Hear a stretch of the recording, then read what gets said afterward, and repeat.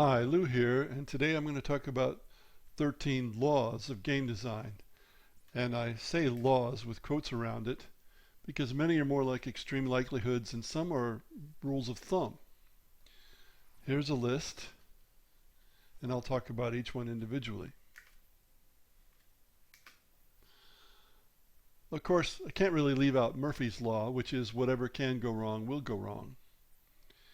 But it is pretty extreme. The point for game developers is don't assume that things are going well. Rather, monitor what's happening to be sure it's going well, or if it isn't, then you can do something about it. The law of realism, which is you're most unlikely to get rich designing games. In fact, if you want to get filthy rich, you're better off playing the lotteries.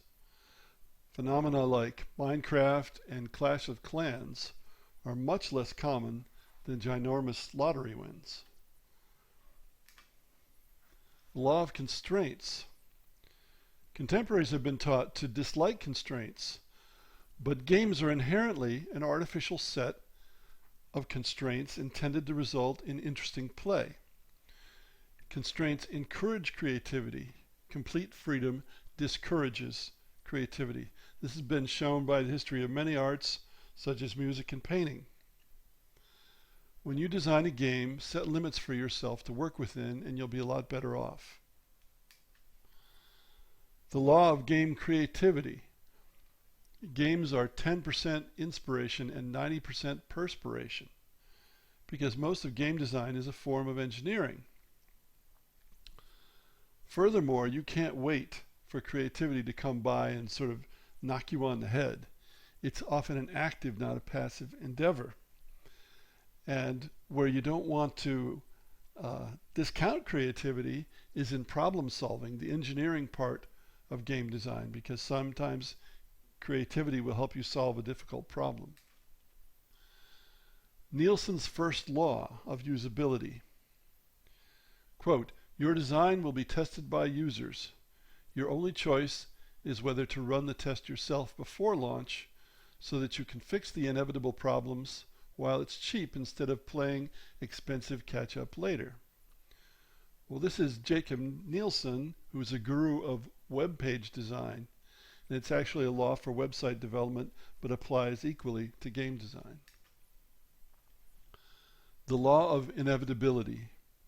If there's a way to play the game that's within the rules or allowed by the programming, somebody will play it that way. In other words, don't rely on sportsmanship or on players being gentlemanly or any other vague notion to prevent someone from playing within the rules of the programming in a way you don't like. Instead, you have to design the game so that that way that you don't like is either impossible or impractical because it doesn't lead to success. Often the reason people play in what you might think are odd ways is because they've found a strategy that works. Camping is the obvious example. If the game rules make camping a successful strategy, some people are going to do it. But you can design a game so that camping is not going to be successful. And then there will still be some people who camp, but one, it won't bother the other players because they know it won't be successful, and two, people won't do it very often. Sturgeon's law, which derives from a statement made by a science fiction author long ago, and variously it is either 90% or 99% of everything is shit. Now this applies more to academic debate and research than to most of life. But in the era of fake news and internet experts who aren't, perhaps it's becoming more and more apparent how much of life is just stuff you should ignore, or stuff that's not worth bothering with, is shit. The law of varied preferences. Beyond debunking myths, the most important thing to learn in game design is what you think makes a game good makes a game bad for many others. The corollary is you are not your target audience. And another corollary is design games for your target audience, not for you. Now, this doesn't mean it never happens that people design games for themselves and they become very popular. Doom is an example, the video game. It happened that there were an awful lot of people who wanted a game like the guys who designed Doom wanted a game, and it worked for them very well, but you can't rely on that. Now, Lew's laws of management. And in these two statements, chaos is by definition undesirable. The first one, the increase in chaos is proportional to the square of the number of people involved. In other words, the bigger the group, the more complex things are going to be, the more chaotic things are going to be. The second one is something you can do more about. Sometimes you have to have a group of a reasonable size to get the game done. But the second one is the increase in chaos is proportional to the cube of the number of people in charge. So you don't have to have very many people in charge before you've really increased the chaos a great deal. And the lesson there is have one person who's in charge. The law of problem solving, and I put quotation marks around law here because it's actually a scientific observation. It's not a law in any way. And that is this: well understood problems are best solved by one person. Poorly understood problems are best solved by groups of people.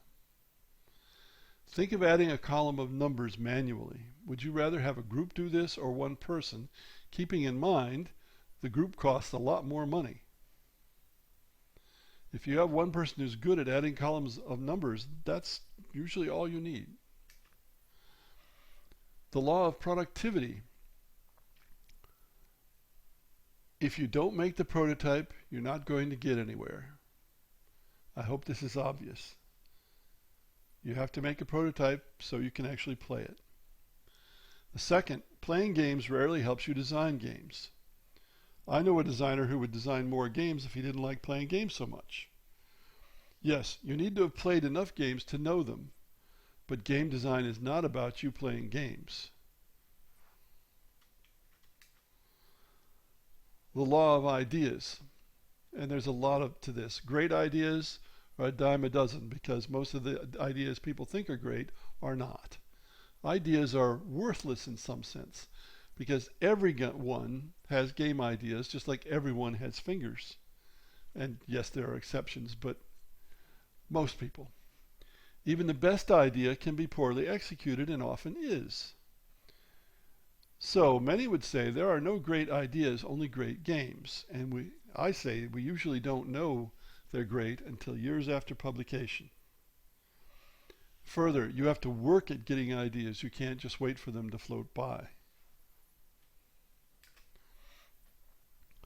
The 110-100 rule, which comes from W. Edwards Deming and is part of what's now known as total quality management.